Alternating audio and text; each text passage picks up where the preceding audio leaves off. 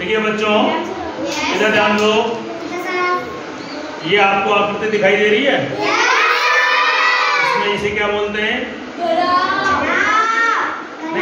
नहीं, इसे क्या बोलते हैं? लंबाई।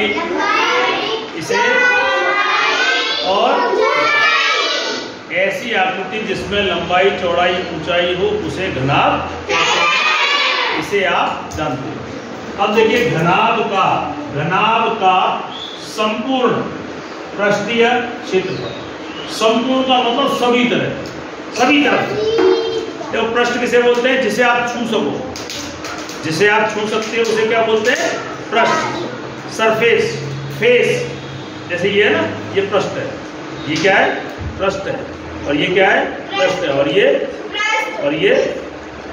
और ये जिसको भी आप छू सकते हो उसे पृष्ठ बोलते हैं, या फेस बोलते हैं, ठीक है ना, या सतह बोलते हैं। तो ये इसके अंदर सभी तरफ मुझे इसकी पुताई करवानी है ना। पुताई करवानी है तो मुझे क्या निकालना पड़ेगा? संपूर्ण पृष्ठीय क्षेत्रफल। अब देखिए यहाँ पे लंबाई कितनी है? 3। लंबाई 3 है, चौड़ाई 2 और ऊंचाई 2। लंबाई 3, चौड़ाई 2 और ऊंचाई 2।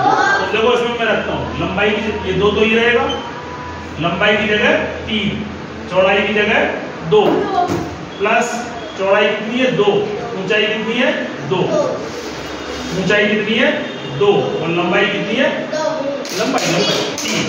देखो इसे सरल करिए। 3 दूनी 6, 2 दूनी 4 और 2 तिया 6, यानी कि 2, 6 और 4 10, 10 और 6 16, यानी 16 तब 2 से गुणा करो, 16 दूनी 32 वर्ग इकाई, यानी कि 32 वर्ग इकाई इसका क्षेत्रफल है। बेटा इधर ध्यान दो, ये एक बार देख लो, चेक कर लो। 3 गुणा 2, 2 गुणा, गलत नहीं, एक बार देख लो, ठीक है। 16, 32। अब देखिए 32 क्षेत्रफल कैसे है, इधर ध्यान दो। 1 2 3 4 5 6 7 8 9 10 11 12 13 14 15 16 17 18 19 20 21 22 23 24 25 26। अब पीछे का हिस्सा 27 28 29 30 31 32 हो गए। देखो पहले मैंने गिने थे, नहीं गिने ना, पहले मैंने सूत्र से निकाले। और सूत्र से कितने निकले? सरफेस के जो क्यूब्स हैं, 1-1 सेंटीमीटर का ये क्यूब मान लिया जाए तो कितने निकले? यहाँ पे 32 निकले, और वही यहाँ पे भी आपको 32 मिले। अब देखिए मेरा प्रश्न ये है, ये दोनों एक जैसे ही है। देखो अगर इसको रंग, मुझे चारों तरफ सभी तरफ रंग करवाना है, तो मैं उसको 32 रुपए देता हूं। कितने? 32। और इसको पुतवाऊंगा तो इसके भी कितने देने होंगे? 32। बात समझ में आ रही है?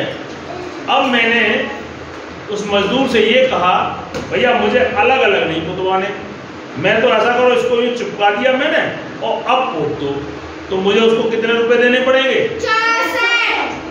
32 इसके और 32 इसके, 64 देने होंगे ना। अब देखिए यहीं पे बच्चों गणित शुरू होता है। अगर तुम गणित नहीं जानोगे, या जो कोई भी गणित नहीं जानता है, वो इसके 64 रुपए ही देगा। लेकिन ऐसा नहीं है। अब देखो हम सूत्र के हिसाब से निकालते हैं। देखो अब यहाँ पर जो आपका नया बना, नई लंबाई कितनी बन गई? देखो नई लंबाई कितनी है? लंबाई कितनी है? 4। लंबाई आ गई आपकी 4। चौड़ाई 3। चौड़ाई कितनी आई? 3। और ऊंचाई कितनी आई? 2। अब देखिए सूत्र में रखते हैं, तो 2 तो ये वाला है ही है।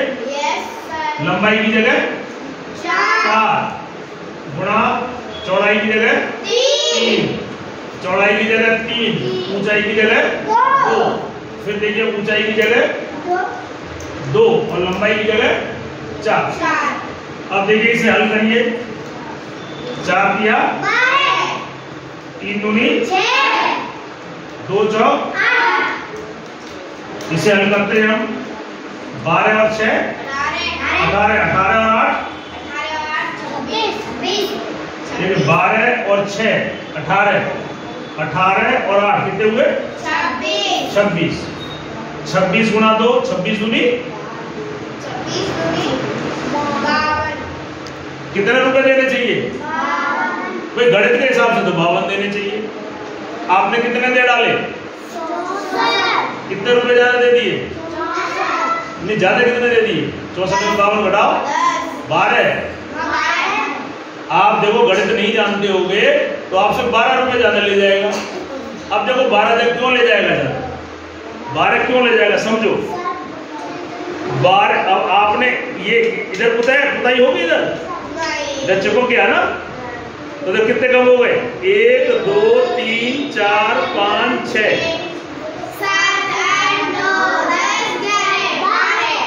कितना कम हो गया? भाई ये पुताई थोड़ी ना होगी। जब मैंने इसको चिपका दिया तो क्या इसको आप छू पाओगे? इस वाले सरफेस को छू पाओगे? भाई पृष्ठ किसे कहते हैं? जिसे आप छू सको। अब ये चिपक गया तो इसे आप छू नहीं पाओगे। छू नहीं पाओगे तो 12 क्यूब्स जो है दब गए। 1 क्यूब की पुताई का हमने 1 रुपया दिया था तो 12 कम हो गए। तो अब कितने रुपए देने होंगे हमें? कितने देने चाहिए? गणित के हिसाब से कितने देने चाहिए? इसलिए आपको गणित पढ़ना जरूरी है। ठीक।